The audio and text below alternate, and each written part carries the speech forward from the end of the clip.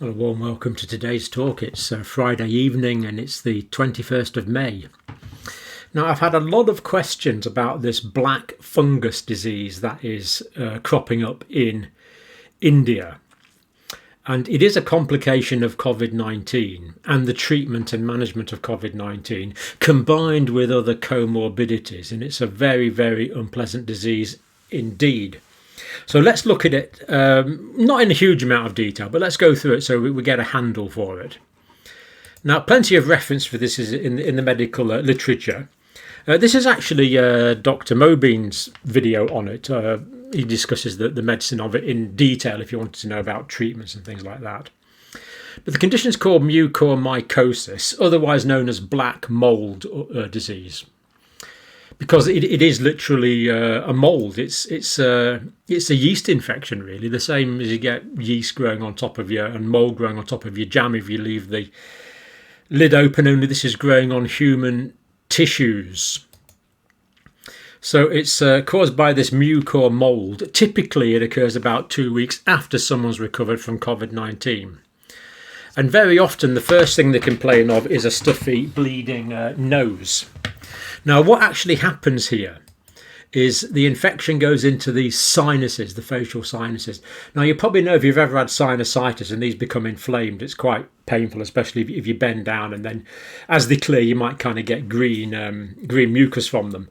But if these are infected with mould, that tends to cause a stuffy nose. So the patients complain of stuffed up nose and sometimes nosebleeds. Periorbital swelling and pain around the eyes. Peri just means around. The orbit is the hole in the skull where the eyes are contained. Drooping, swollen, inflamed eyelids. Blurred vision can lead to loss of vision. Black discharge from the nose and in the areas round about the nose, as the fungus can start coming out of the nose. Now, in India, there's about 20 cases of this per year normally, apparently. So even in India, this is a pretty rare disease. Now, the only time I'd heard of this before is in patients that were immunocompromised, patients with HIV, for example, acquired immune deficiency syndrome. So pretty uncommon, but there's been a huge resurgence of this case, these cases in the last weeks in India. We first learnt about this actually when we talked to Dr. Pravin Nair on this channel, and he said he'd been treating it. How do we prevent this stroke? What causes it? These two kind of go together. So diabetes is a disease where the blood sugar levels are high. Whether that's diabetes type 1 or diabetes type 2, it doesn't matter. They are both what we call hyperglycemic conditions. Hyper, high, glysugaremia in the blood. And of course, just like on the top of your jam, the fungus likes to eat sugar. So this sugary environment promotes the growth of the mould. It gives the mould a nutrient. But as well as that, when you've got sugar in your tissues, the normal white cells that will combat this cannot move through the sugary environment. So normally white cells will move to the cause of the infection and attack it and eradicate it. But if the tissue fluids are sugary, then they can't migrate properly because they actually become dehydrated. Remember this osmosis thing where the water goes out from the cells into the sugary environment. So high blood sugars is one cause, and diabetes is remarkably common in India. Now, the other thing to do is correctly use steroids. Now, steroids like dexamethasone, that of course has an important place, often in the second week of treating COVID-19. But if you're overzealous with the steroids inhibit the immune system. When the immune system is inhibited, it's no longer able to combat the mould, and therefore the mould can proliferate. Therefore, it's very important to manage sugar throughout treatment and not to overdose on steroids. It looks like some of the doctors in India, faced with severe conditions, with severe COVID, have perhaps gone a little overboard on the steroids. And of course, you catch this, it's an infection, so hygiene is important. The mould often comes from the soil or from decomposing fruit, particularly. And of course, it can be spread from patient to patient.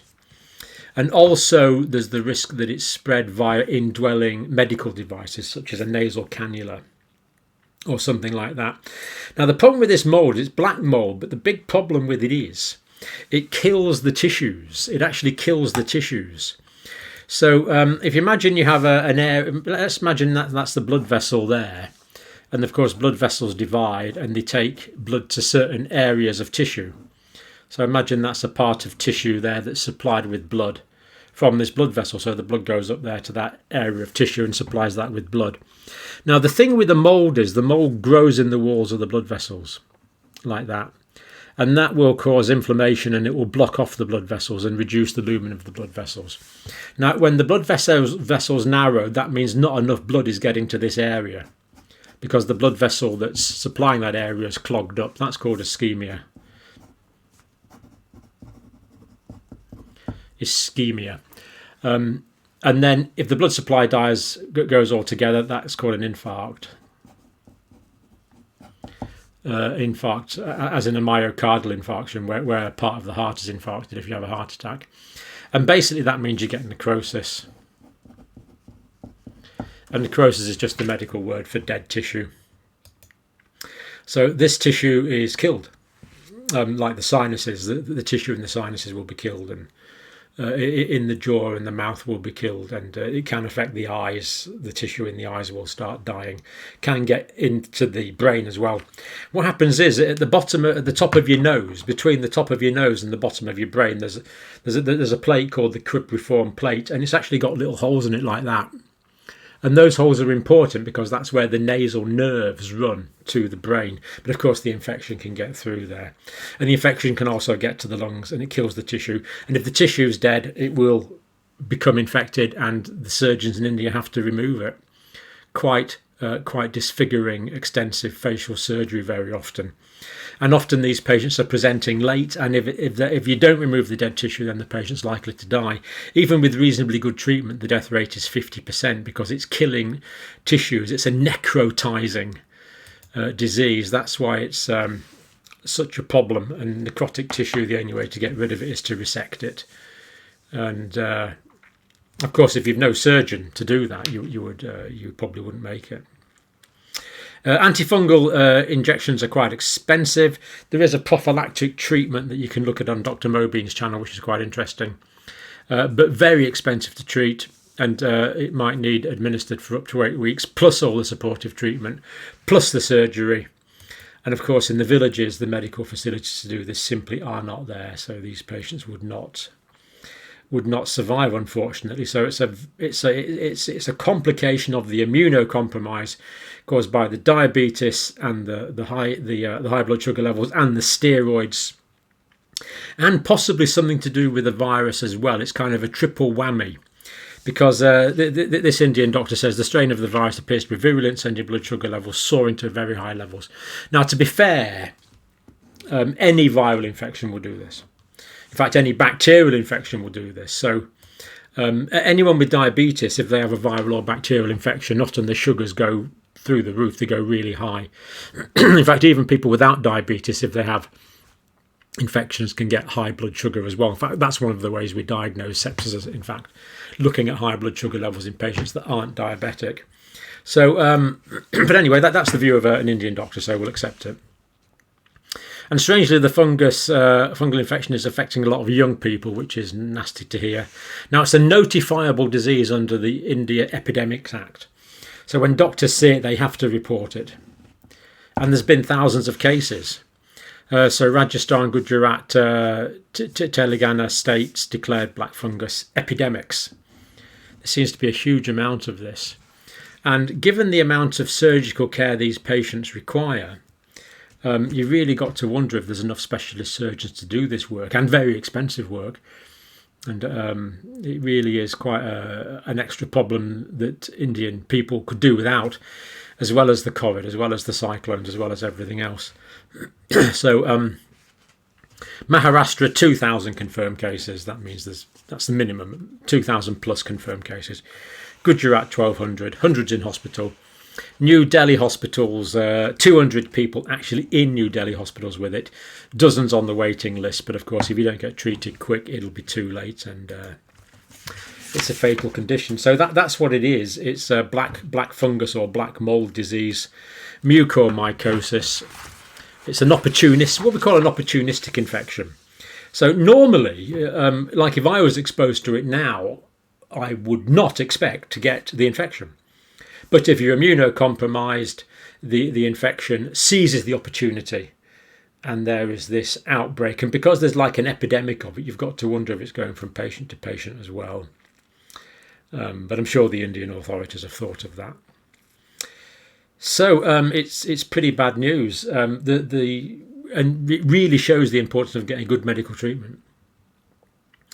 And if people don't, this is the sort of complications that can occur. You know, when you go into hospital, thankfully most people are oblivious to what could go wrong. They could have got pressure sores. They could have got some form of depression. They could have got hypostatic pneumonia. They could have got deep venous thrombosis and pulmonary embolism. They could have got renal stasis and calculi. They could have got all sorts of complications as a result just of being ill in hospital. But good management prevents all these. So people are never aware of it. But then when you take away that good management, unfortunately, these things rear their very ugly, in this case, the mucormycosis, very ugly head. And some patients are getting quite disfiguring, life-changing surgery, and others are dying. So that is mucormycosis, the black mould. Now in India generally, there was the elections in 4 phases in April.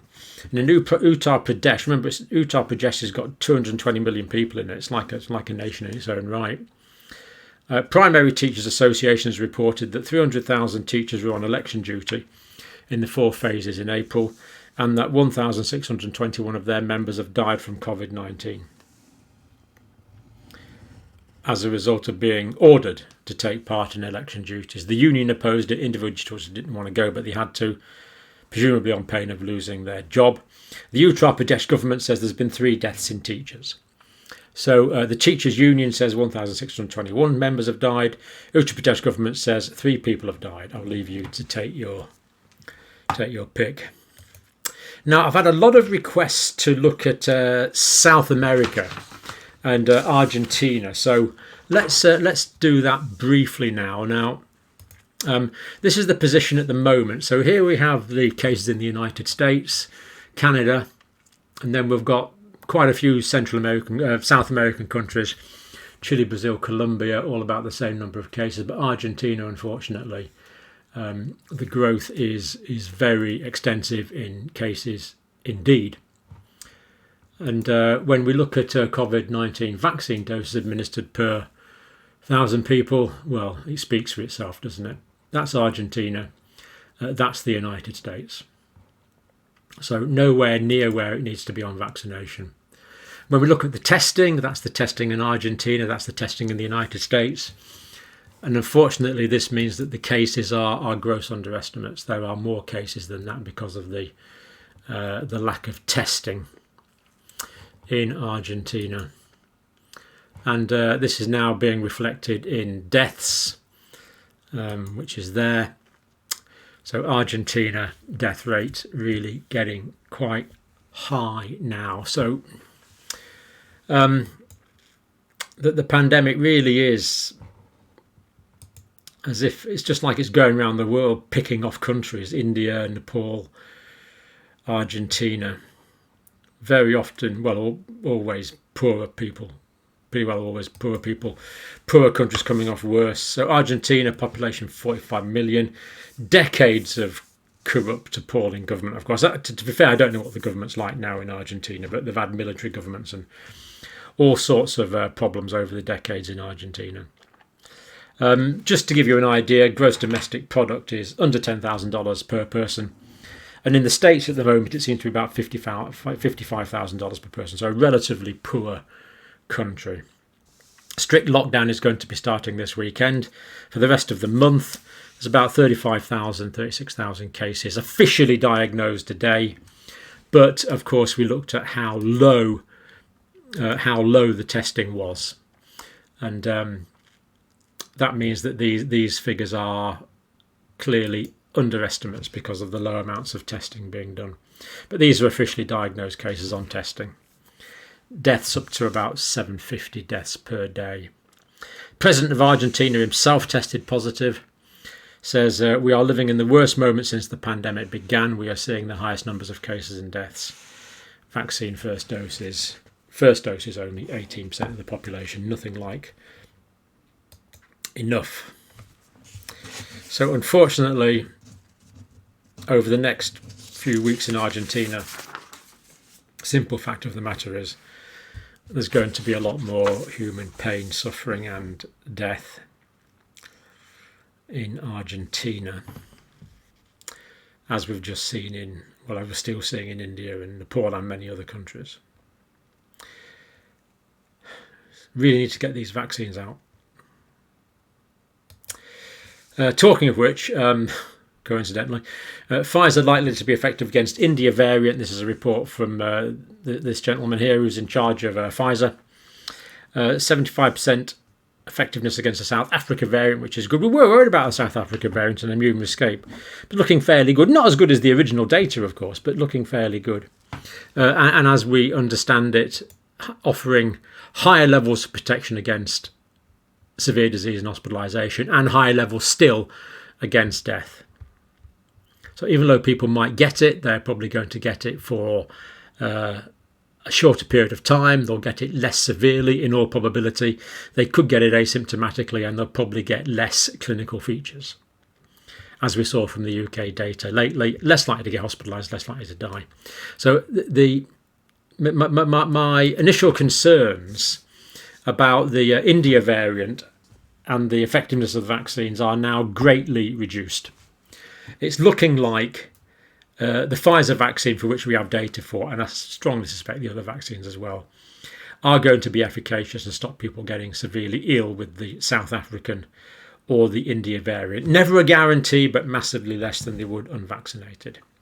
So I'm actually starting to feel a little more comfortable about the India variant now not causing massive amounts of death and hospitalisation. It will increase, because the cases are increasing, but a good level of protection from the vaccine. Notice I'm not saying an absolute level of protection from the vaccine. So care still required and testing still required in people that are vaccinated should they become symptomatic. This chap again, so far we've had the chance to test our vaccine against more than 30 variants of the virus. It's proven effective against mutations so far. So Pfizer themselves sounding optimistic. Also, we talked about the change in the FDA regulations yesterday. The UK has now followed suit a day behind. Pfizer can now be stored in the fridge up to 31 days. Now, what this means is you only need one cold facility in the country, and you can ship the vaccine out to anywhere in the country because you can have it for 31 days in the fridge. And transporting in the fridge is no problem at all. So this is going to make things a lot easier. Now, why Pfizer have changed their advice on this, I don't really know. Have they reformulated the vaccine? I don't think so. I think it's exactly the same. I think they've just learned more about it as they've gone along, as far as I know. And now Pfizer can now be stored in the fridge up to 31 days after thawing, undiluted. Not transported around the country at minus 60 degrees centigrade anymore. It used to be 5 days. So that's encouraging. And 31 days is a good enough time to get vaccine, well, anywhere in the world. I mean, you can fly to anywhere in the world. 31 days, of course, anywhere in the world. So that's got big implications for rollout and is remarkably good news. Dr. Judith Rain, Medicines Healthcare Regulatory Authority Chief Executive, we are pleased to confirm that having rigorously assessed the additional data submitted to us by the company, we've now approved more flexible storage conditions for the Pfizer-BioNTech vaccine. Now, this is actually, the reason I put this in is this is quite reassuring because it means that the company have done their tests and they've decided they're happy. But it also means the FDA have done their checks, and it also means the medical and healthcare regulatory authorities have done their checks. So that is 3 lots of checks now. So it makes you pretty comfortable in this being the correct thing to do. Now, EU recommends opening to fully vaccinated people. This is the way things have gone in the States, and it's the way things are going in Europe. different regulations for fully vaccinated people. 2 vaccines, Pfizer or Oxford AstraZeneca, or one of the Janssen, Johnson & Johnson vaccine. Now, the European Union have made recommendations to open fully to fully vaccinated people. Also increases the level of new infections before being declared unsafe. So in other words, countries can have more infections before they're declared unsafe. This is a liberalisation of the rules. But of course, the vaccines are breaking the link between infections and serious illness and death. So I can see where they're coming from there. Now, the European Union makes recommendations, of course, but they don't dictate the policy to member states. But they will follow behind. For example, Spain today said it would accept fully vaccinated people on holiday from the UK to Spain. Of course, Spain is still on our amber list in the UK, so you can't go back.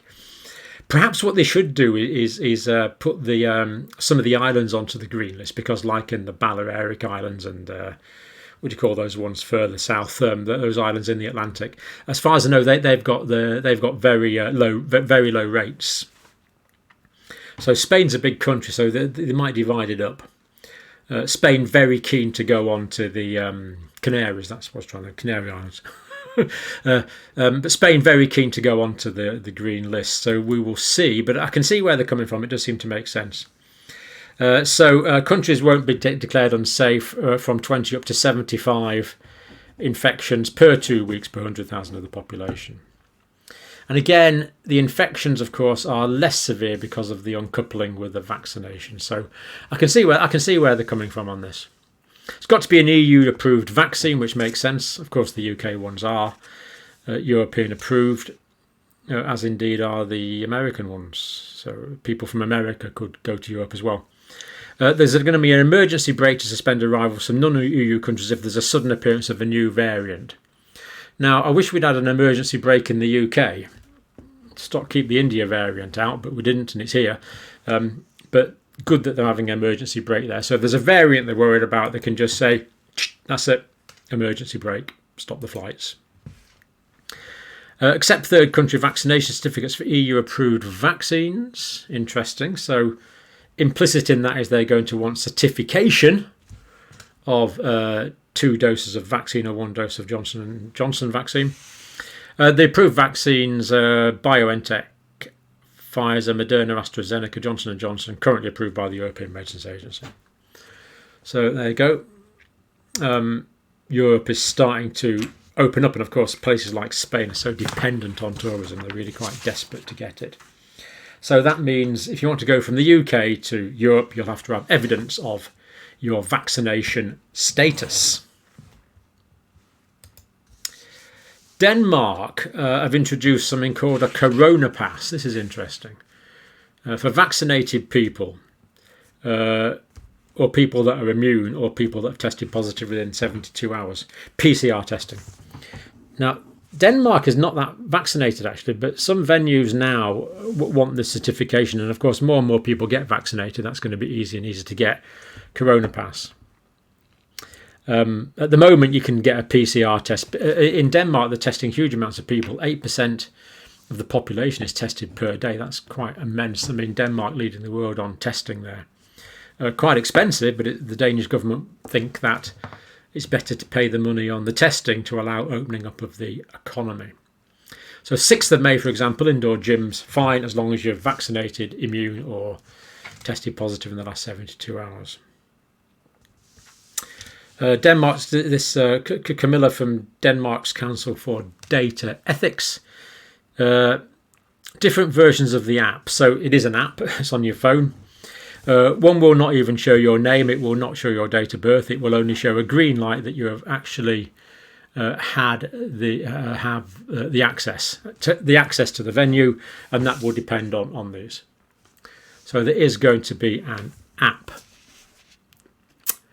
But you can have an app that doesn't show your name or your date of birth. So presumably you'll be able to flash this app and it will say the bearer of this app is vaccinated.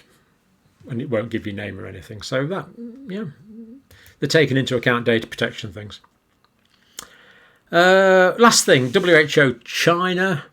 WHO has approved Sinopharm vaccine. It's approved by the WHO now, who presumably have done full and rigorous appraisal. Sinovac Coronavac, that's the name of that's the company, that's the vaccine, is under review. Not based on public trials, so this is approved based on data that the World Health Organization is currently holding. And last time I checked, the WHO had not released that data. Now, this is not the way we do it in the West. I'm not saying it's wrong. I don't see why the WHO experts have not got this right in approving Sinopharm. Huge amounts of this can be made, and this can make a massive difference to the international distribution, to the COVAX program, to what might be called the global South, poorer countries.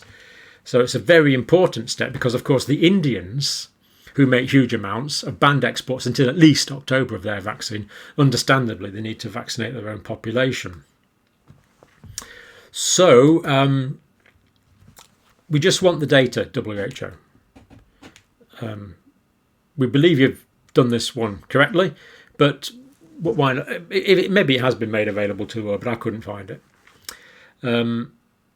Given that we haven't had the normal sort of randomised clinic, I mean, there's a massive data. I mean, China's vaccinated, I think I meant to print it out, but I think Chinese vaccinated well over 100 million people with these vaccines. So there's a massive data there.